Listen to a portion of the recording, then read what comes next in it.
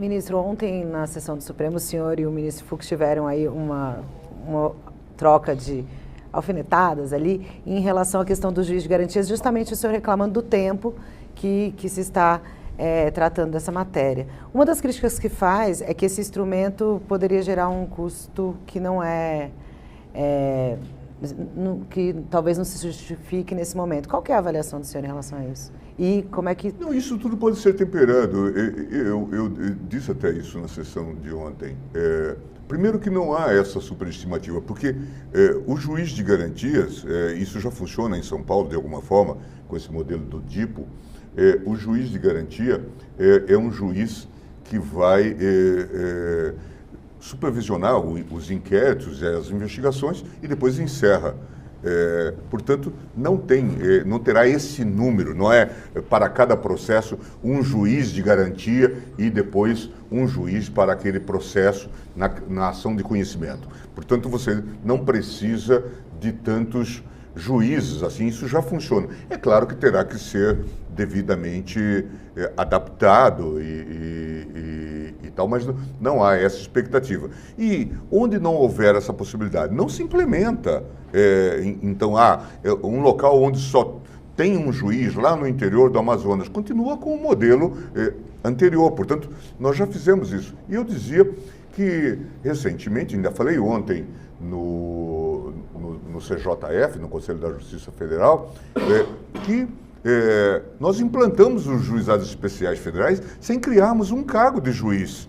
Porque as varas de previdência social, elas foram sendo remodeladas e passaram a ser juizados especiais, assumindo os mesmos processos. Essa é a lógica. Então, não me parece... Acho que houve uma paixão por um segmento aí da magistratura em relação a esse tema. Eu acho que paixão que tem até a ver com uma certa memória. Veja que quem ficou contra o juiz de garantia foi o Moro. Uma certa homenagem à Lava Jato. Mas fazer homenagem à Lava Jato agora está meio esquisito, não é? Está meio estranho.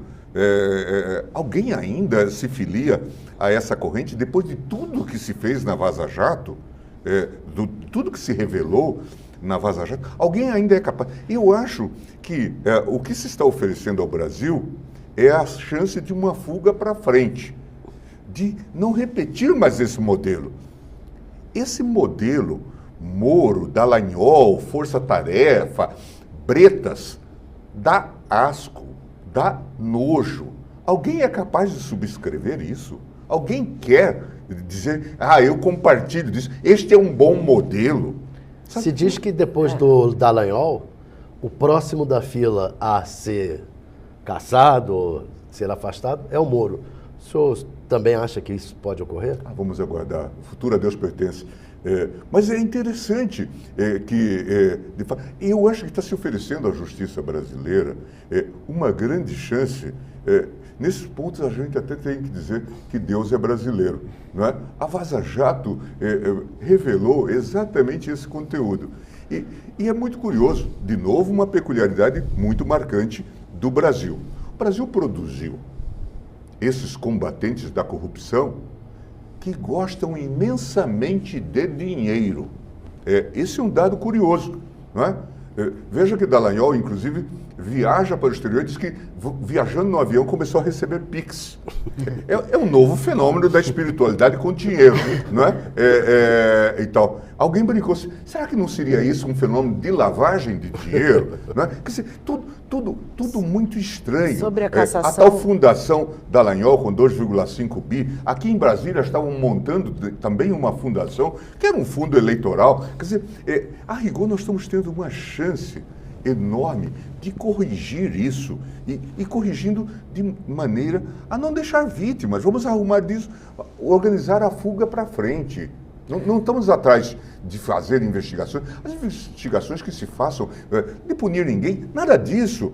Vamos arrumar esse sistema para não permitir, porque o judiciário está pagando um preço enorme em termos imagéticos. Todos nós, que de alguma forma convivemos com isso, eu tenho falado com os colegas do STJ, do CJF, que são o órgão correcional lá dessas varas. Poxa, como isso ocorreu? como que chegou a tal ponto? Agora, vocês viram, o ministro Salomão está lá em Curitiba, olhando, e se fala de desvio de recursos enormes, um amontoado de dinheiro que ninguém sabe para onde foi. Veja, por que isso se passou com tanta estrutura correcional, com tanta supervisão, como que isso ocorreu? No caso específico da cassação do Dallagnol, o senhor acha que ela foi correta?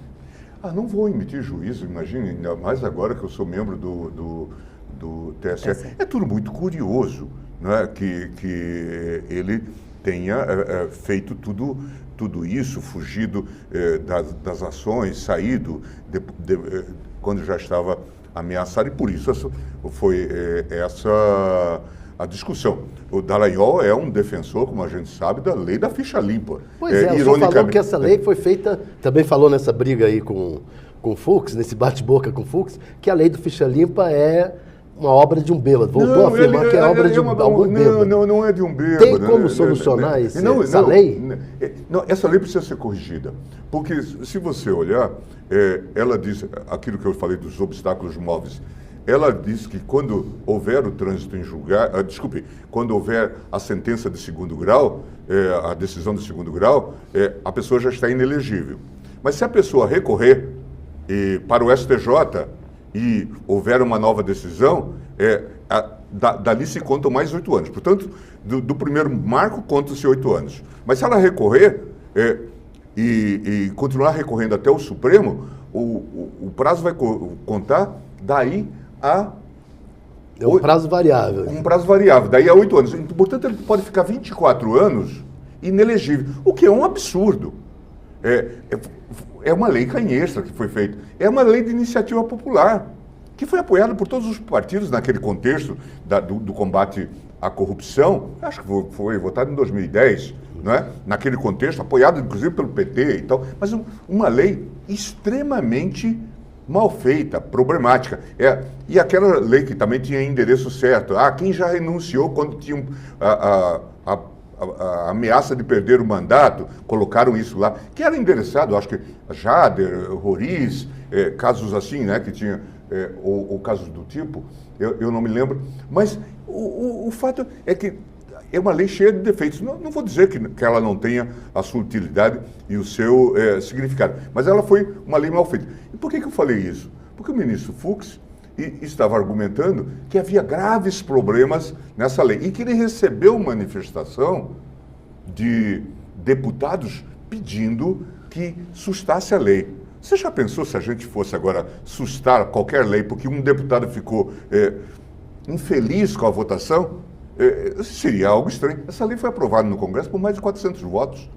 Quer dizer, como que um deputado, não é? Eu brinquei, que tenha tido dor de barriga e está de mal com a lei, agora vai pedir a sua suspensão. Quer dizer, não vamos justificar por aí. O senhor está se referindo a qual lei? A do ficha limpa? Não, o discurso do ministro Fux era de que a lei foi... essa lei do juiz de garantia. Do juiz de garantia foi mal feita.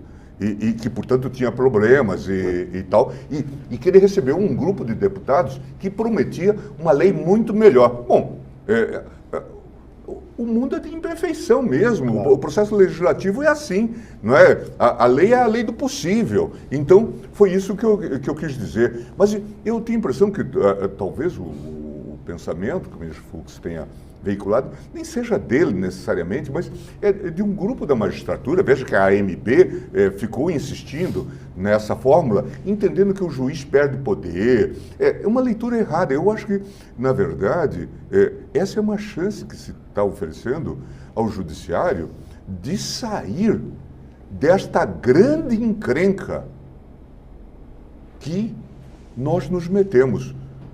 E veja que não tem sobrado santo nisto. Veja que Moro está na situação que está.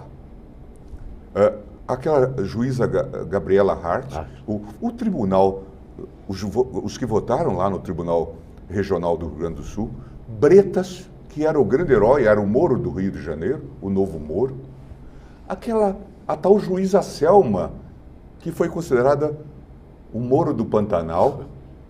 Veja que dizem que o quadro é muito semelhante. Veja, será que nós não aprendemos nada com isso?